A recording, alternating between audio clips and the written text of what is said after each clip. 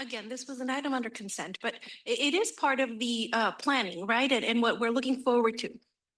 I know during the audit committee, we got a brief introduction into the dashboard, and I know that you mentioned the board here will be receiving also an introduction to that dashboard in the coming months.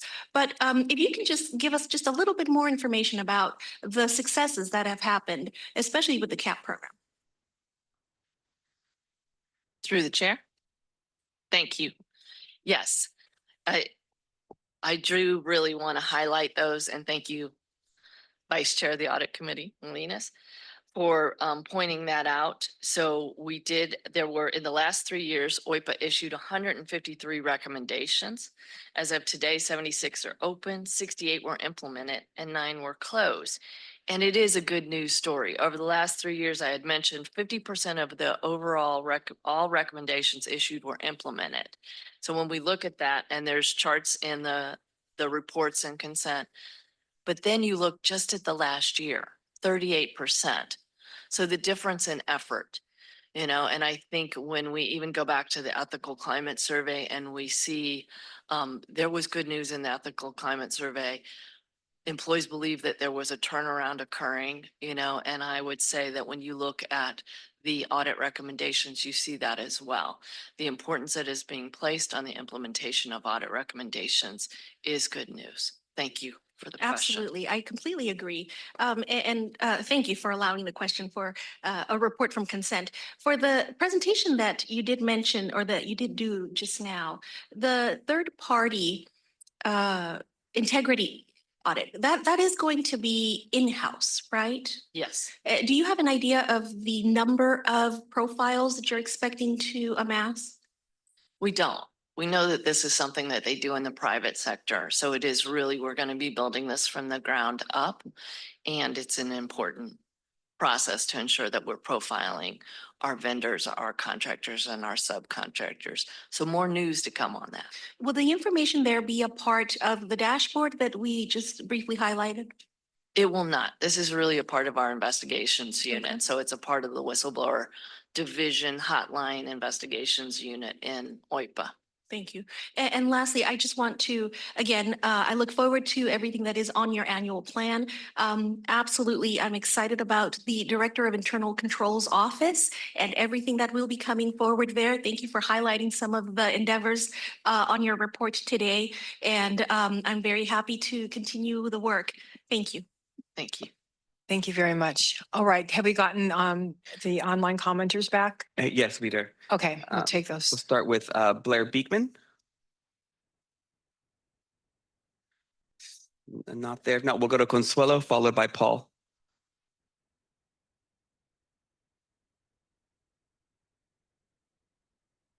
Consuelo, go ahead.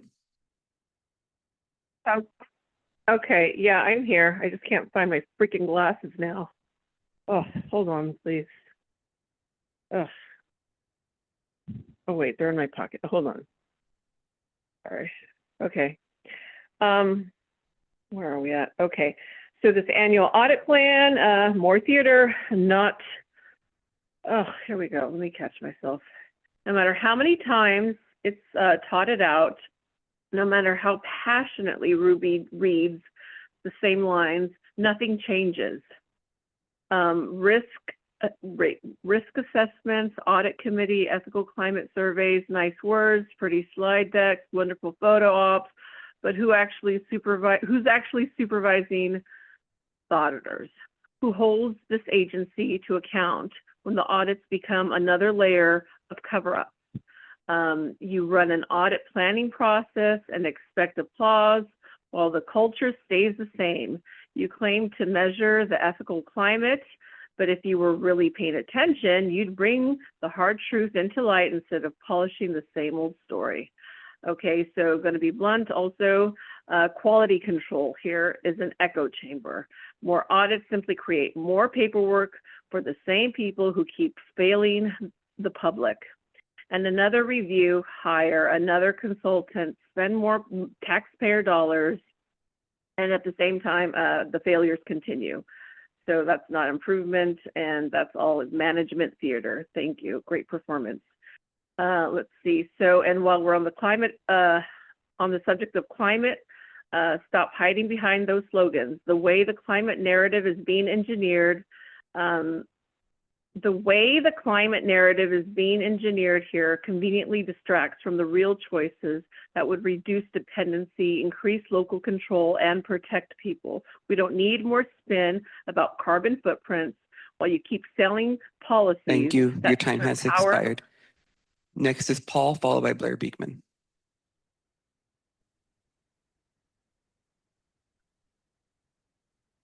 Go ahead, Paul. Yeah. So at last we get to see what SANDAG skullduggery is projected for FY26. Do you have your list of sole source contracts ready and available for the board and public? This is where a lot of it seems to happen. Apart from fraud, waste, and abuse, we heard bikeways mentioned. I guess there's more coming. The audit of sole source contracts has already been done. I'm glad to see follow-up on what is holding up the process on this. I'm glad the plan is for only 2 audits. I wish this meant things at SANDAG are in order, but all the other stuff means a lot is going on. And this is only a pipe dream for the future. This would be a good time to have a meaningful discussion of your failures. All of the planned audits may be planned databases rather, may be very helpful. By the way, ethics in San Diego is a joke, right? When you bury the past with no room for discussion, you risk repeating it. Public or board helpful comments or cautionary statements might not see the light of day, and the board can't properly complete its public advisory functions.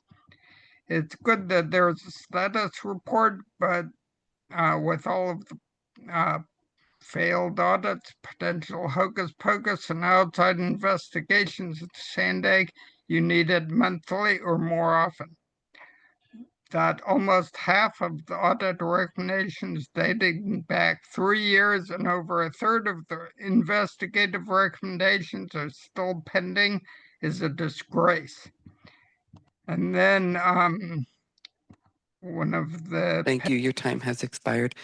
Last public comment is by Blair Beekman. Hi, Blair Beekman. I don't know if there was a problem with the Zoom a few minutes ago, but I got cut off, but I come back on and you guys are offering public comment now. Thank you for Zoom people. To quickly comment, the meeting, you know, we could have had this item at 10:15 and you guys could have started your closed session by 10:15. That would allow a lot more public comment time that you're not allowing by doing the closed session during the meeting. Just a note to that. Thank you. Thank you for this item. Auditing is really important. What we're going to be doing at SANDAG with our accounting issues in 2027 and 28 is really important. Thank you that it's being talked about now and what we can start to do now. I've noticed that many transit agencies are having the same issues as SANDAG, where 27-28 is going to be a really important date to be working on future financial planning. So what you're doing now is important. I'm really hopeful that you can be talking about future rates, bus rates, fares that don't have to be raised in our financial concerns of 27 and 28. I'm upset at MTS for talking in those terms now, because I think we really should be at the point where we're talking about not raising fares in order to for services. I mean, we're at the point where fares should be lowered and no fares at all. We should be at that point in our time to know how to do that better. COVID has really screwed that up a lot. We have to find that rhythm again. We were starting to, and I hope we can continue those efforts. And of course, whistleblower protection things, thank you. When the stuff I work with, the tech accountability first arrived in 2014, whistleblower protections were a part of that arrival. and what could be a safe space to create better dialogue and conversation for ourselves. It's really important we can work on that. And what we're trying to do at SANDAG Thank you, overall Blair. towards Your time has expired. That concludes our public comment, Chair. Thank you, Michael.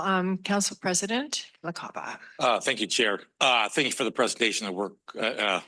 Hopefully a work plan that can actually achieve, but I appreciate thinking big and then trying to achieve that, and all the work you're doing in different fronts, and how important your work is. I think it again speaks to what SANDAG 2.0 really is all about now. And so I do appreciate your work. I had kind of a related question to the item that was on the consent agenda, that there are some very old audits that show a lot of items being pending.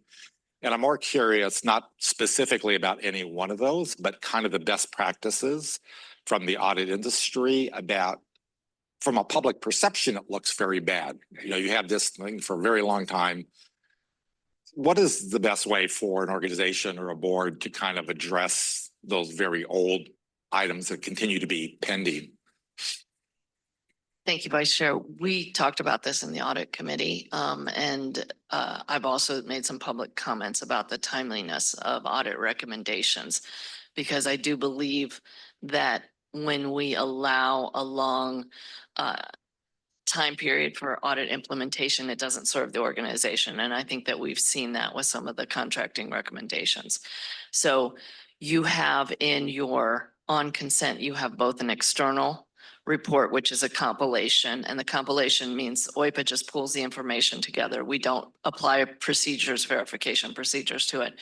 And then you have OIPA's recommendations, and that's the information where we do go in. We verify everything to determine if it's implemented or not.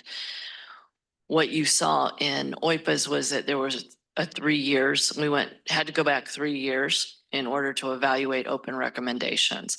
So that's not ideal. We'd really want to be staying in that 24-month range. When you look at the external, there is cause to be concerned. One of the recommendations on the triennial was to address the delayed recommendations, the stale recommendations, how long they've been on there, to increase implementation of the audit recommendations.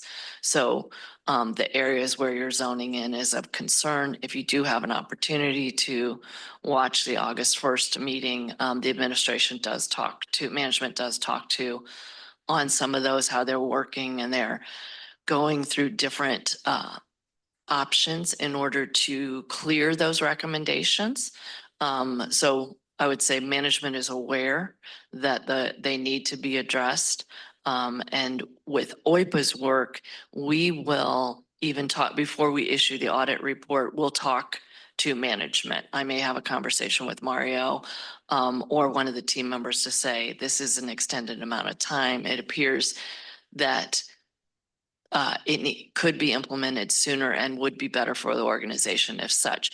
And with that, that conversation, we believe that we've addressed some of those longer term recommendations, bringing them into a more reasonable time frame.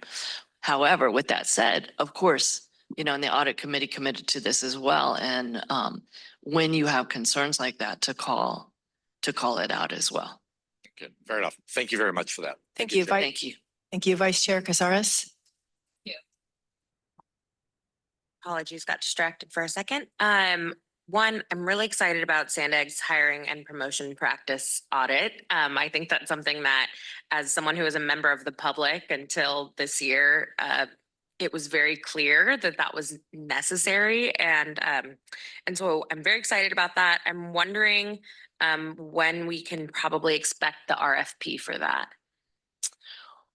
So the RFP is prepared. We're also looking at different avenues right now on whether we're going to issue an RFP or we're actually going to bring that internal, which will expedite it. So it's not going to change the time frame on that. We anticipate initiating it in January. It will not be complete in this fiscal year, but then should be complete shortly after. So I'd probably say about this time next year, it should be out. Fantastic, thank you. And then the OIPA's peer review, it has to be completed by November. When do we as board members get to kind of see the results of that? It happens immediately. So they'll come in. We just got assigned a team this week. So they'll come in, they'll do their peer review work over the course of a week. Before they get on the plane, we have the report in hand. So we would anticipate bringing that to you in December, probably no later than January, depending on scheduling. Excellent. Thank you so much for all of your work and your team's work. Thank you. Right. Thank you. And again, from all of us, thank you so much, Courtney, for being a big part of bringing this organization to where it is now. And it's just going to get better and better. So Thank you, with Chair. no further discussion, this is an information item only with no action. This concludes our meeting. The next Board of Directors meeting will be September 26th at 9 a.m. till 1:30. Please mark your calendars. This meeting is adjourned.